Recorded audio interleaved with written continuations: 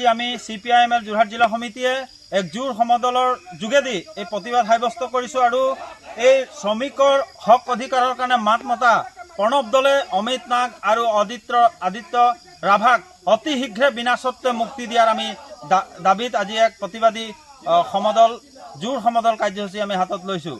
আপোনালোকে দেখিছে বিজেপি চৰকাৰখনে যেতিয়াই শ্ৰমিকৰ প্ৰশ্ন আহে, যেতিয়াই অধিকাৰৰ প্ৰশ্ন আহে, যেতিয়াই আদিবাসীৰ প্ৰশ্ন আহে, তেতিয়াই মানুহৰ ভূমি লুটাৰ এক ষড়যন্ত্ৰ কৰি আহিছে।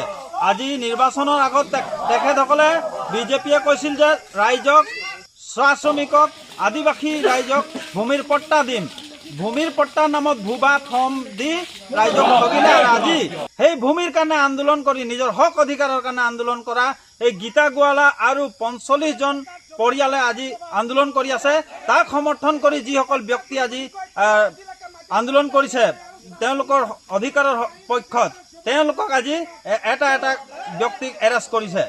আপোনালোকে আমি এখন এনেকুৱা চৰকাৰ পাইছোঁ যিজন চৰকাৰৰ মুৰব্বীজন গোটেই বিদেশত ঘূৰি ফুৰিছে আৰু ইয়াত নিজৰ দেশৰ ৰাইজে আজি অধিকাৰৰ কাৰণে ৰাজপথত হাল্লা হুলস্থুল কৰিব লগা হৈছে।